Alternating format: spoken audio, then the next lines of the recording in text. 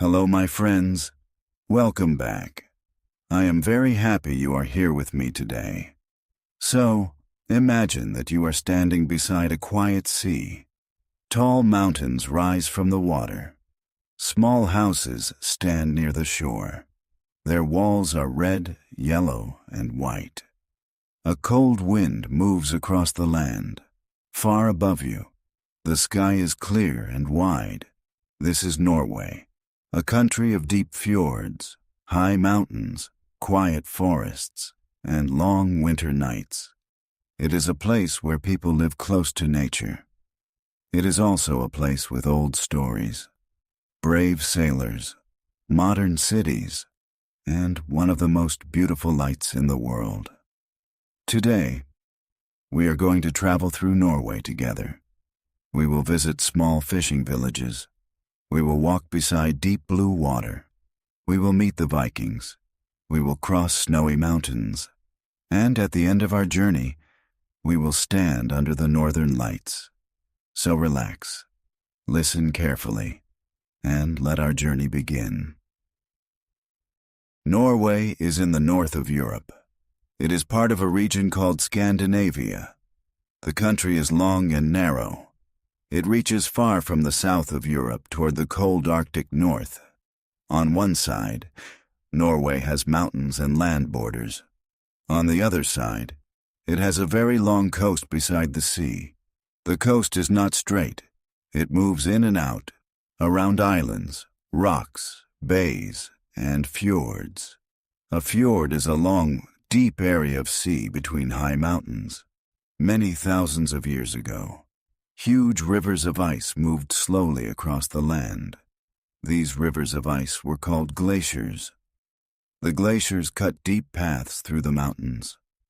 Later, the ice melted, and seawater entered the paths.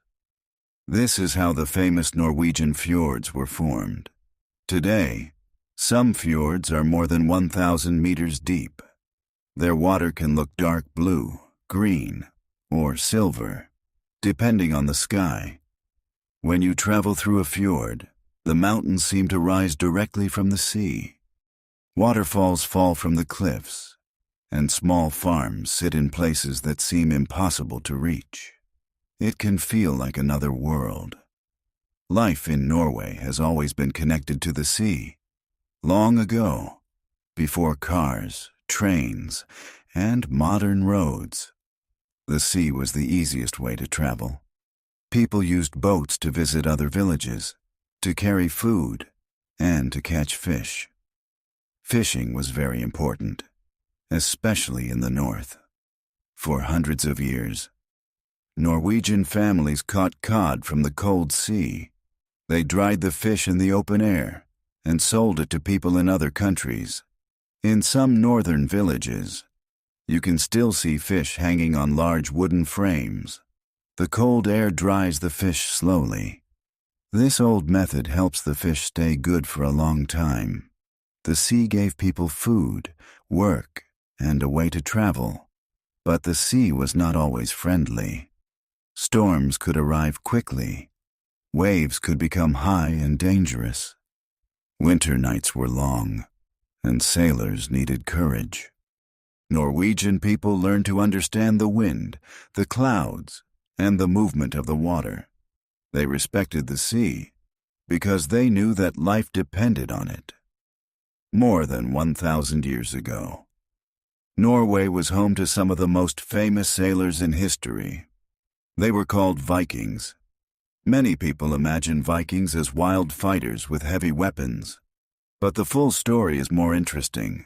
Vikings were also farmers, builders, traders, explorers, and skilled sailors.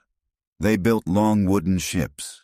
These ships were light, fast, and strong. A Viking ship could travel across the open sea, but it could also move through shallow rivers. The sailors used the sun and the stars, birds, and the direction of the waves to guide them. They traveled to Britain, Ireland, France, and many other places. Some Vikings went east through rivers into areas that are now Russia and Ukraine. Others traveled west across the Atlantic Ocean. Norwegian Vikings reached Iceland, and later, they sailed to Greenland, around 1,000 years ago. Viking sailors even reached North America, long before the famous journey of Christopher Columbus. But Viking life was not only about travel. Most people lived on farms. They grew grain, cared for animals, repaired tools, and prepared food for winter. Winters were difficult, so families had to plan carefully. They stored dried fish, meat, butter, and grain. Inside their wooden homes, families sat near the fire. They worked, ate, and told stories together. These stories were about gods, heroes, giants, strange animals, and magical places. For many years, the stories were not written in books. People remembered them and told them from one generation to the next. Slowly, Norway became one kingdom. One famous king was Harald Fairhair. According to old stories, he wanted to bring many small kingdoms together. This did not happen in one simple moment. It took time, battles, agreements, and strong leadership.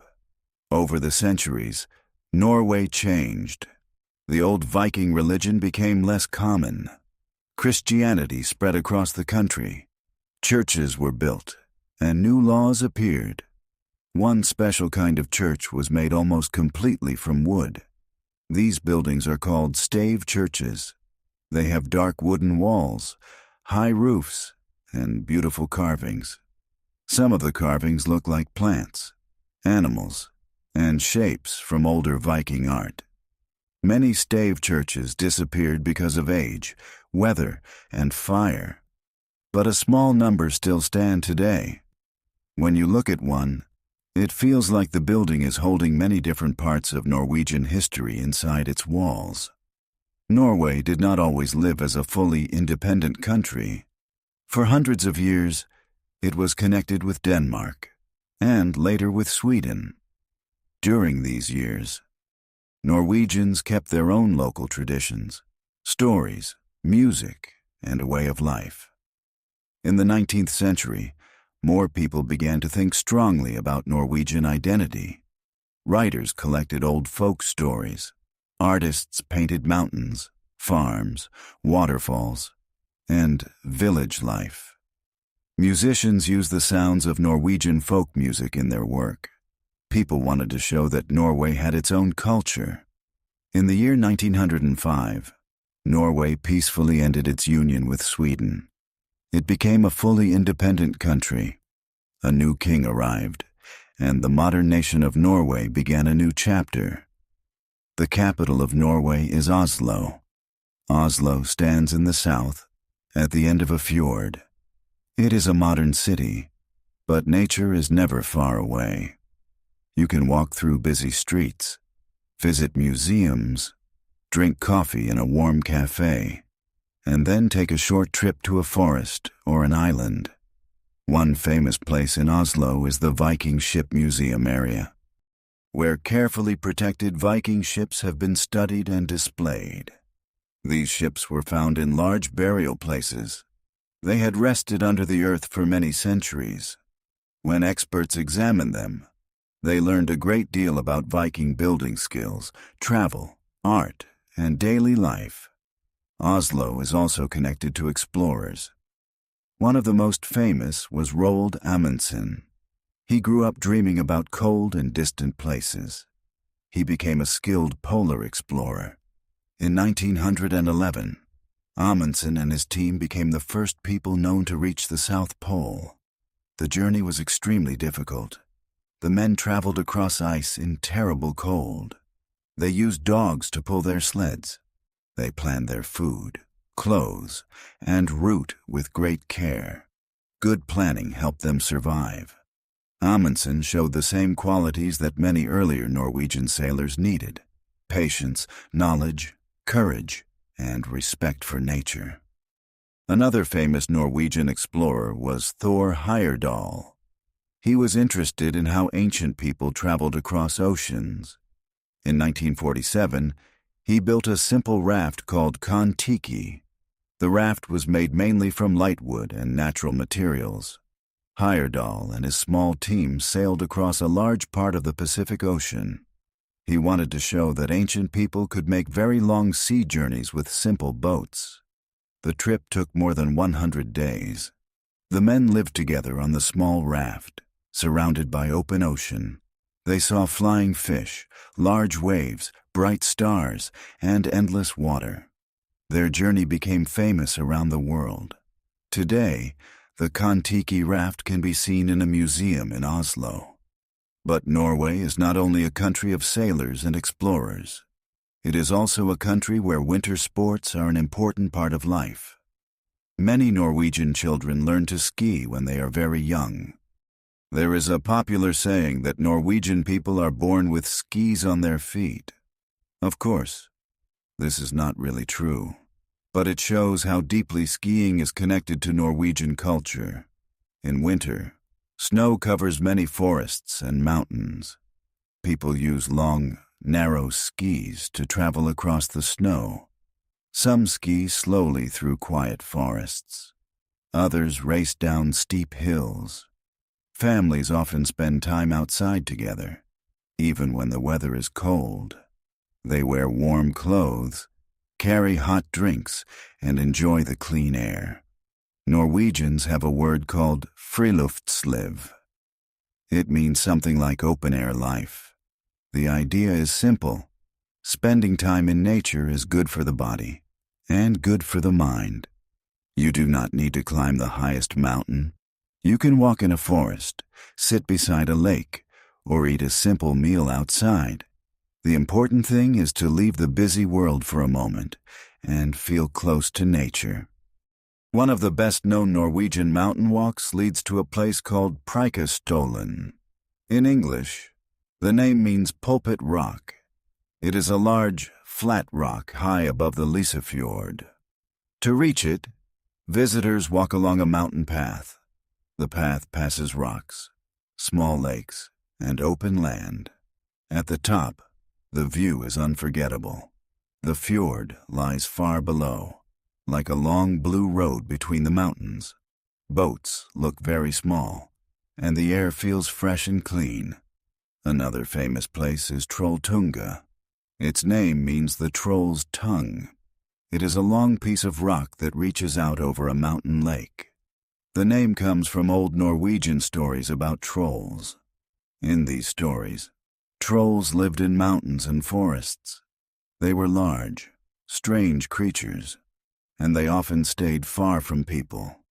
Some stories said that trolls turned into stone when sunlight touched them. Today, visitors can find troll statues, pictures, and names in many parts of Norway. They are a playful part of the country's old storytelling tradition. Farther north, Norway becomes colder and wilder. There are fewer large cities, and the mountains stand close to the sea. Above the Arctic Circle, summer and winter feel very different. During part of the summer, the sun does not fully go down. Even late at night, the sky can stay bright. This is called the midnight sun. Imagine looking at your clock at midnight, but seeing sunlight outside. People can walk, fish, or sit near the sea in the middle of the night. It can feel strange, peaceful, and magical. Winter brings the opposite. For a time, the sun does not rise above the horizon. The days become dark, and the light can be soft and blue. But the darkness brings something wonderful. The Northern Lights. The Northern Lights are also called the Aurora Borealis. They appear when tiny particles from the sun meet gases high in Earth's atmosphere. This creates light in the night sky. The lights can be green, pink, purple, or white. Sometimes they look like a quiet cloud. Sometimes they move like a curtain in the wind. And sometimes they seem to dance across the whole sky.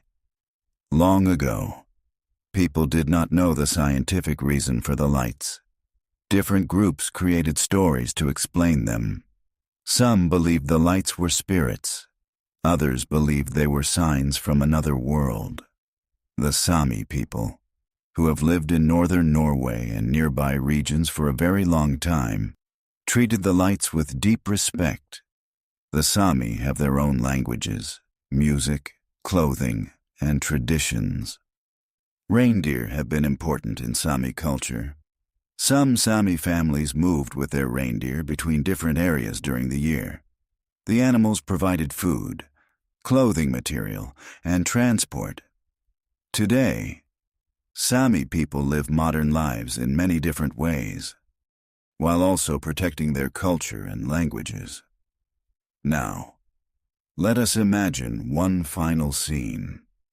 You are standing outside a small wooden house in northern Norway. Snow lies quietly on the ground. The air is cold, but there is no strong wind. Behind you, warm yellow light shines through a window. In front of you, dark mountains rise beside the sea. For a moment, nothing moves. Then a soft green light appears above the mountains. At first, it is only a thin line. Slowly, it grows brighter. It moves across the sky, like a long ribbon. Another light appears beside it. The lights bend, turn, and dance silently above you. You do not speak. There are moments when words are not necessary. You simply stand there and watch. You think about the glaciers that shape the fjords. You think about the fishermen who followed the sea. You remember the Viking ships, the wooden churches, the brave explorers, and the people who still find peace in the mountains. Norway is not only a place on a map. It is a long story between land and water. It is a story of people learning to live with cold weather, high mountains, deep seas, and great distances. Nature made life difficult, but nature also gave Norway its beauty, its traditions, and its strong connection to the outdoors. And perhaps this is the quiet lesson of Norway. We cannot control every storm. We cannot move every mountain. But we can learn from the world around us. We can prepare carefully. We can respect nature. We can continue forward. And sometimes, we can stop for a moment, look up at the sky, and simply enjoy the light. Thank you so much for traveling through Norway with me today. I hope this calm journey helped you relax, learn new English words, and discover something beautiful. You are doing a wonderful job with your English. Every story you listen to helps you understand a little more. Please tell me in the comments, what place would you like to visit in Norway? A quiet fjord, a snowy mountain, a Viking museum, or the Northern Lights? And what story would you like to hear next? Please like this story, subscribe to the channel, and join us again for another peaceful English journey. Thank you for listening. Keep learning, keep exploring, and have a warm and beautiful day.